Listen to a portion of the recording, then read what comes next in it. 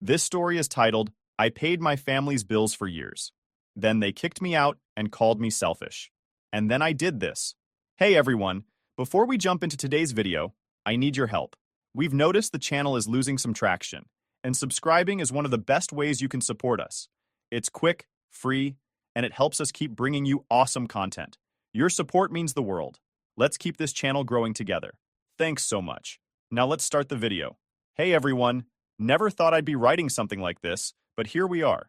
A friend of mine said I should post this here, and honestly, I could use an outside perspective.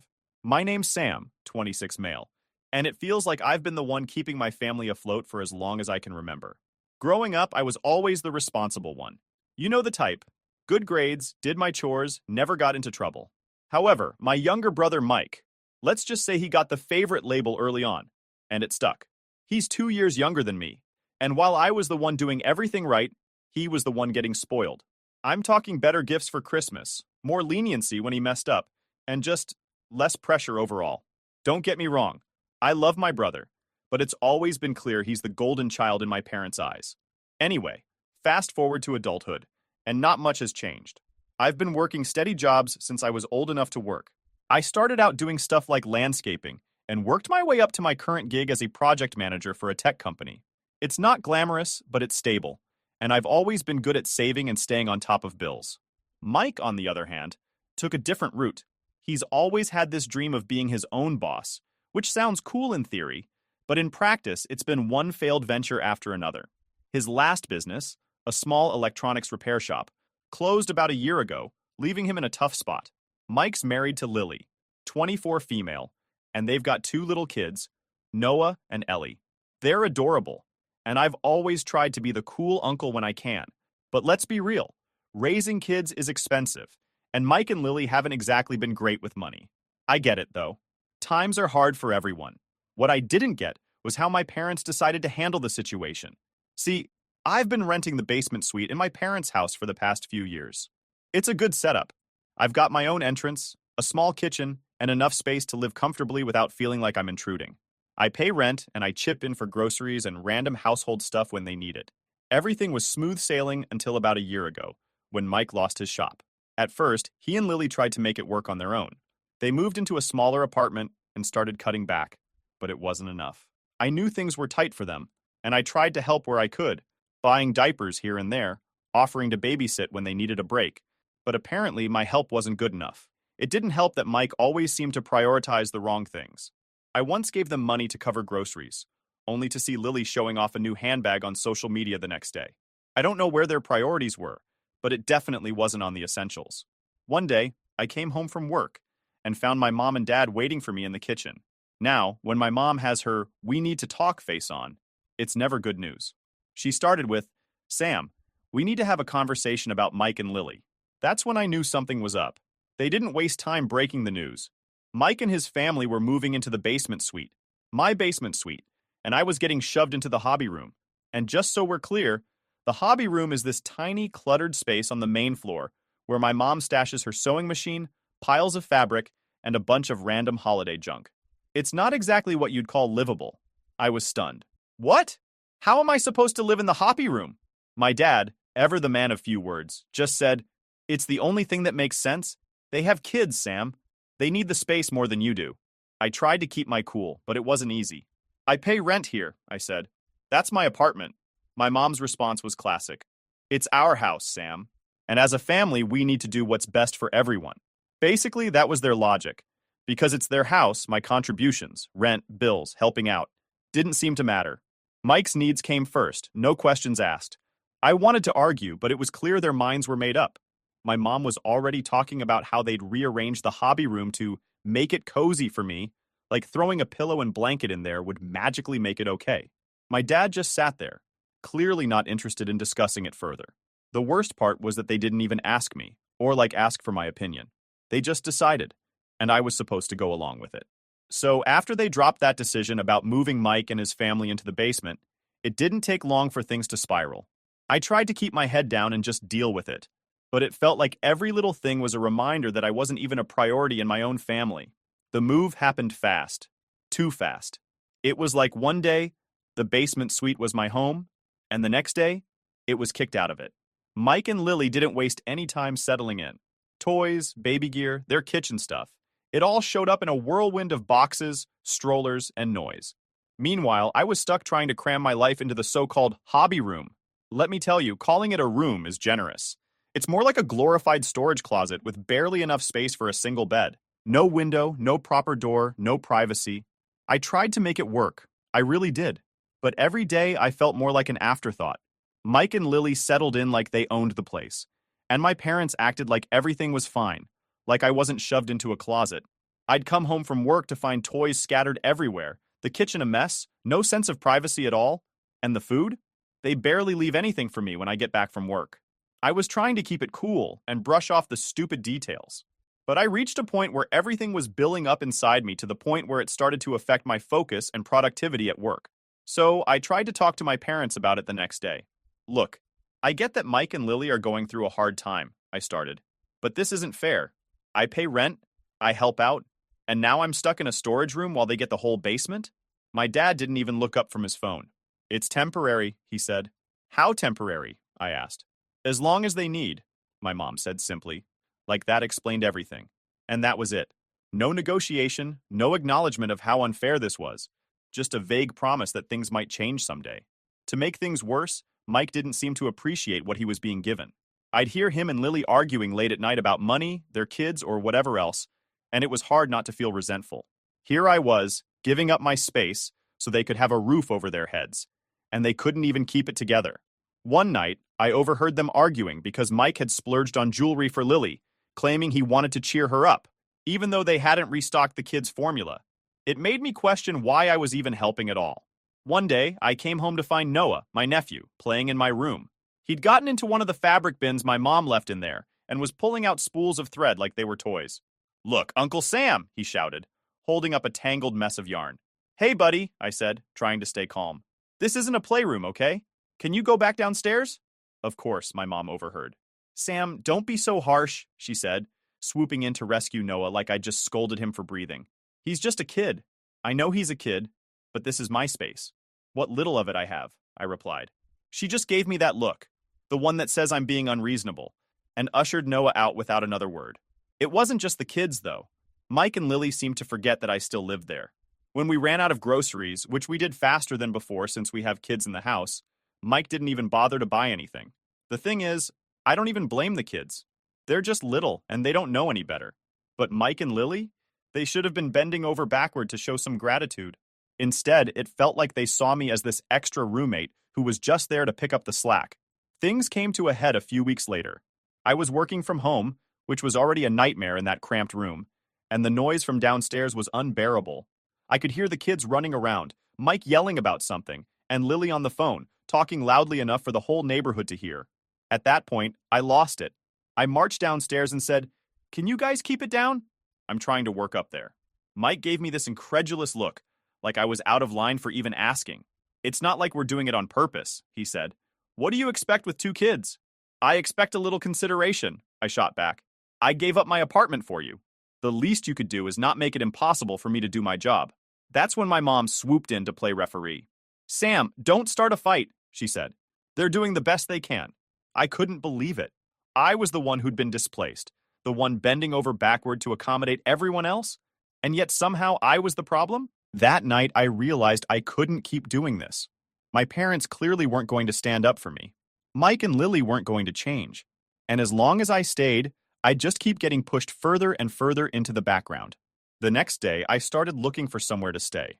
I couldn't afford to move out completely, not with how expensive rent is, but I found a cheap resort that offered short-term stays. It wasn't fancy, but it had everything I needed, and most importantly, peace and quiet. I booked it for a week to clear my head and figure out my next steps. That evening, I packed my stuff, then sat down with my parents in the living room to tell them my plan. The second I mentioned leaving, my mom's face scrunched up in irritation. "Leaving? What do you mean leaving?" she said, crossing her arms. "I'm going to stay somewhere else for a while," I replied, trying to keep my tone calm. "I need some space to think and figure things out." My dad scoffed.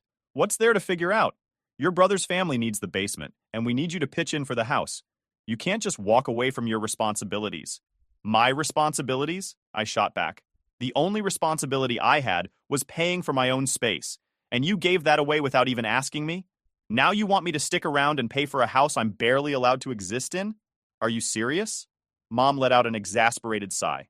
It's not about that. It's about family. We all have to make sacrifices sometimes. Sacrifices? I repeated, my voice rising. I've been sacrificing for years, paying rent, buying groceries, bailing you out whenever there's an emergency. And what do I get in return? A closet and a pat on the back for being such a good sport? Mom's tone shifted. Well, if that's how you feel, maybe it's for the best that you take a little time away. But don't be gone too long. You know we're counting on you. Counting on me? I exploded. For what? To keep enabling Mark's bad decisions? To keep cleaning up messes I didn't make? No, I'm done. Before they could say another word, I stormed out, slamming the door behind me. My hands were shaking as I got in my car. The first few days at the resort were blissful. No screaming kids, no dirty dishes, no passive-aggressive comments from my mom. I felt like I could actually breathe. But of course, the peace didn't last long. On the third day, I got a text from my mom. Sam, where's the money for rent and groceries? We're counting on it to help Mike and the kids. I stared at my phone, dumbfounded. I wasn't even living there anymore. And she still expected me to contribute? I called her immediately. Mom, I'm not even at the house right now. Why would I pay rent? Her response was exactly what I should have expected. Because we're family, Sam.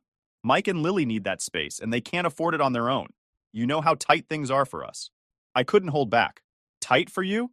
You kicked me out of my own apartment without asking, and now you expect me to keep paying for it? That's insane. She handed the phone to my dad, who wasted no time laying into me. This is typical of you, Sam. Always thinking about yourself. Your brother is struggling, and all you can do is complain. Have some decency. Before I could respond, I heard Mike's voice in the background. Let me talk to him. Sam, Mike said, you don't get it. You don't have kids. You don't know what it's like to have mouths to feed and bills piling up. We're family. You're supposed to help. I lost it. You're right, Mike. I don't have kids, but I also don't expect everyone else to fix my problems for me. You're not my responsibility, and neither is your family. The call ended with my mom crying, my dad calling me selfish, and Mike muttering something about how I'd regret this. After the blow-up over rent and groceries, things went quiet for a couple of days. Quiet, but not calm. You know that feeling when you're just waiting for the other shoe to drop? That's where I was. I knew my family wasn't going to just let me walk away. Sure enough, a few days later, I got a text from my mom. We're having a family meeting Sunday. Everyone will be there. It's important. Now when my mom says family meeting, it's never really a meeting. It's more like an ambush. I knew this was going to be a bunch of people ganging up on me, but part of me thought maybe, just maybe, this would be a chance to actually explain my side. I showed up on Sunday, walking into the living room to find not just my parents and Mike, but also my aunts, uncles, and even a couple of cousins. It was like a mini family reunion, except the vibe was anything but festive. Everyone was sitting in a circle, and as soon as I walked in, I could feel the judgment. Sam, we're all here because we're worried about you, my mom started, putting on her concerned parent voice. Worried about me? I said, taking a seat. What exactly are you worried about? My dad jumped in. Your behavior lately, it's not like you, Sam. You're acting weird. Weird, of course. That was the word they always used when I didn't do exactly what they wanted. How? I said, for not wanting to pay for a house I don't live in? For being upset that you kicked me out of my own apartment without asking? Sam, we're family, my mom said. Like that explained everything. Family sticks together. And right now, Mike needs our help. That's when Mike decided to chime in.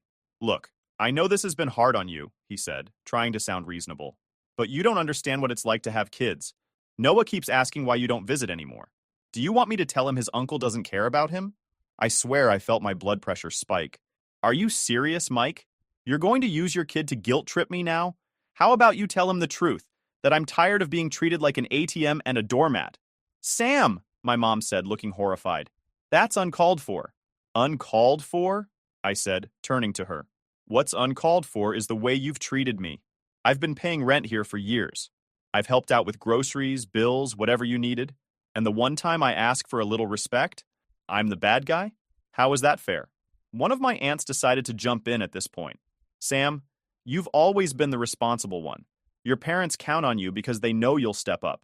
But this attitude of yours, it's not who you are. I wanted to laugh. Responsible? Sure, but that didn't mean I wanted to be the family's punching bag forever. Being responsible doesn't mean letting people walk all over me, I said. And that's exactly what's been happening. You all act like I owe Mike and Lily something just because they've got kids. But where were all of you when I needed help? Oh, right. You were busy telling me to step up.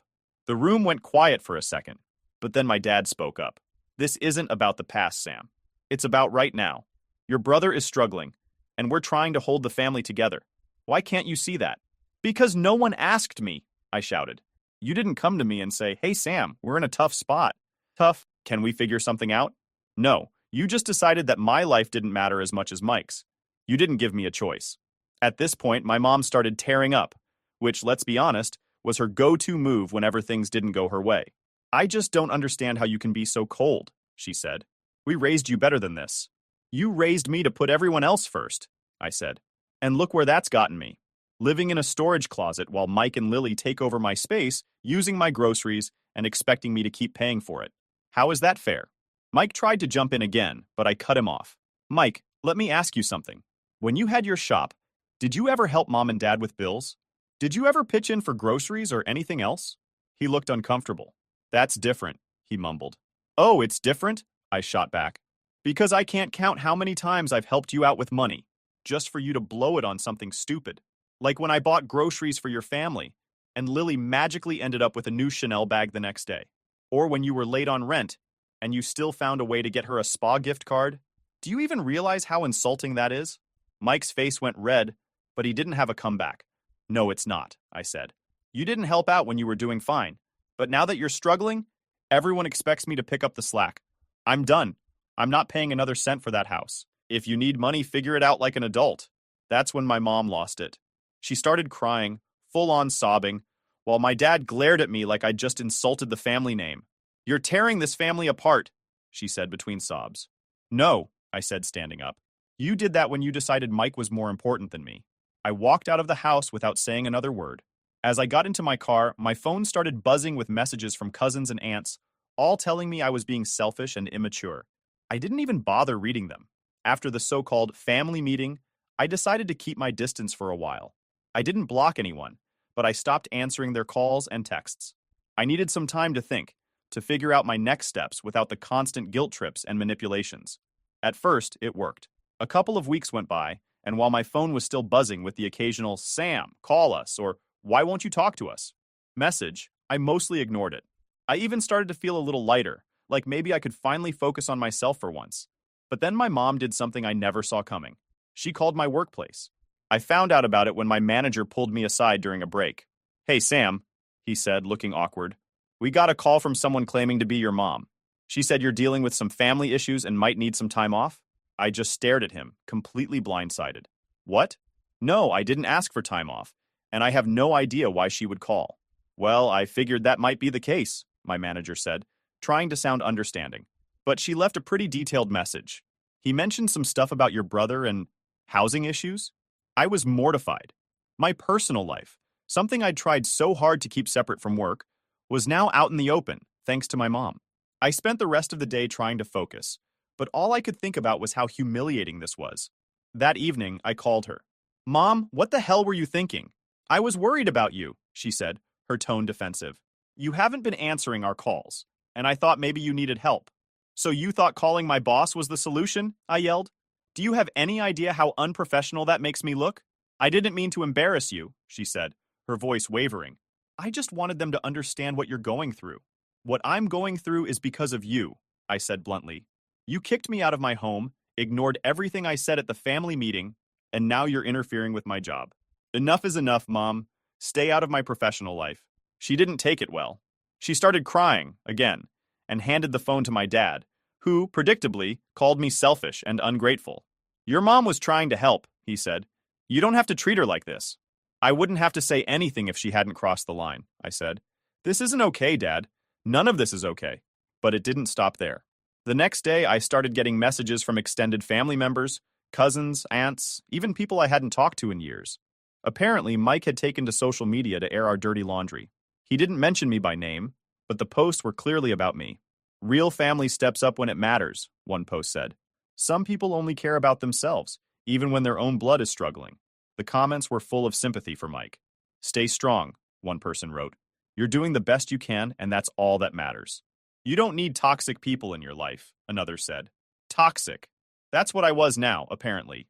At first, I tried to ignore it, but the more I scrolled, the angrier I got. Mike was out here playing the victim, painting me as some heartless villain, and no one, not a single person, was asking for my side of the story. I thought about responding, about posting my own version of events, but I knew it wouldn't make a difference. The people commenting on his posts had already made up their minds. Besides, I wasn't about to turn this into a public spectacle. Instead, I decided to call Mike directly. "What the hell is wrong with you?" I asked as soon as he picked up. "What are you talking about?" he said. "The posts, Mike. Don't play dumb. You're out here trashing me on social media, and for what? Because I don't want to pay for your life anymore?" "I didn't name you," he said defensively. "If people assume it's about you, that's not my fault." "Cut the crap, Mike. We both know what you're doing," I said. "If you've got a problem with me, say it to my face. Stop hiding behind Facebook." "You think I don't have the right to vent?" he shot back. "You've left us hanging, Sam. We're family, and you just walked away." "I walked away because you and Mom and Dad pushed me out," I said, my voice rising. "You don't get to guilt me into fixing your problems, Mike. You're a grown man. Act like it." The call ended about as well as you'd expect. He hung up on me, and I knew then that any chance of salvaging our relationship was gone. But Mike decided to escalate things. After that call, I came home from work, and there he was, sitting on the steps outside my apartment. His car was parked at the curb. "What are you doing here, Mike?" I asked, trying to keep my voice calm. "I had to see you. I can't believe this is where we're at," he said, standing up. "You're really just walking away from all of us? You think you're better than everyone?" I sighed, already exhausted from the conversation I knew was coming. "Mike, I'm not walking away. I'm just setting boundaries. I can't keep doing this. Paying for everything. Sacrificing my own life while you and Mom treat me like an afterthought." "An afterthought?" he repeated, his voice rising. "Do you even hear yourself? I've been going through hell, Sam. I lost my job, I've got 2 kids to feed, and Mom and Dad are barely scraping by. And now you're acting like you're the victim because we need a little help?" "It's not just a little help, Mike," I snapped. "You took my space, without asking, and now you're trying to guilt me into staying involved after everything you've put me through. I've been helping this family for years. Where were you when Mom and Dad needed money for the mortgage? Or when I was working overtime just to cover the groceries?" He shook his head, clearly frustrated. "You don't get it, Sam. You've always had it easier. No kids, no real responsibilities." I cut him off. "Don't. Just don't. I've carried this family on my back while you spent years blowing money on stuff you didn't need. And now you want me to feel guilty because I finally said, enough is enough?" Mike's face twisted with anger. "You're making me out to be the bad guy here, but I'm the one struggling. I'm the one trying to keep my family together. Meanwhile, you're sitting here with your perfect little life, acting like you're too good to help." I stared at him, trying to hold back the anger bubbling up. "You don't get to do this, Mike. You don't get to act like I owe you just because I worked hard and made better choices. This isn't about me not caring about you. It's about me finally caring about myself." For a moment, he looked like he was going to hit me, but then he just shook his head. "You've changed, Sam. You're not the person I thought you were. Maybe I've just stopped being the person you could walk all over," I said coldly. Mike didn't reply. He turned and walked back to his car, slamming the door as he got in. That night, I sat in my apartment, replaying the conversation over and over. I knew I had nothing to do with this family anymore. I knew I couldn't keep doing this. It wasn't just about the basement or the rent anymore. It was about the constant disrespect and entitlement. That night, I sent my parents a text. "I love you, but I can't keep living like this. I won't be contributing to rent or groceries anymore. I'm also stepping back from the family for a while. Please respect my decision and don't contact me unless it's urgent." I hit send and blocked their numbers. It wasn't easy, but I knew it had to be done. Predictably, my cousins, aunts, and uncles flooded me with texts, calling me selfish and accusing me of abandoning my family. Mike, of course, was the loudest. He started spreading lies about me to the family. He told everyone I'd been hoarding money, living extravagantly, and that I'd left him and my parents in financial ruin. At one point, I heard from a mutual friend that Mike had even tried to contact my boss to warn them about how unreliable I was. It was petty and vindictive, but thankfully my boss saw through the nonsense and shut it down. A few months later, Mike's bitterness and poor decisions finally caught up to him. He had burned so many bridges in his quest to get back at me that even the extended family started distancing themselves from him. Meanwhile, his lack of financial planning hit a new low. I heard through the grapevine that he and Lily were evicted from the house they'd moved into after my parents couldn't keep up with the mortgage. It wasn't just the eviction. Mike's actions began unraveling his own life. Lily, fed up with his behavior and unwilling to keep scraping by, took the kids and left him. He was left with no job, no family support, and no place to stay. When I found out, I'd be lying if I said I felt sympathy. It was hard to muster any after everything he'd put me through. His obsession with revenge had done nothing but dig him into a deeper hole. As for me, cutting ties with my family wasn't easy, but it turned out to be the best decision I'd ever made. I moved to a new apartment, focused on my career, and even started going to therapy to work through years of built-up resentment.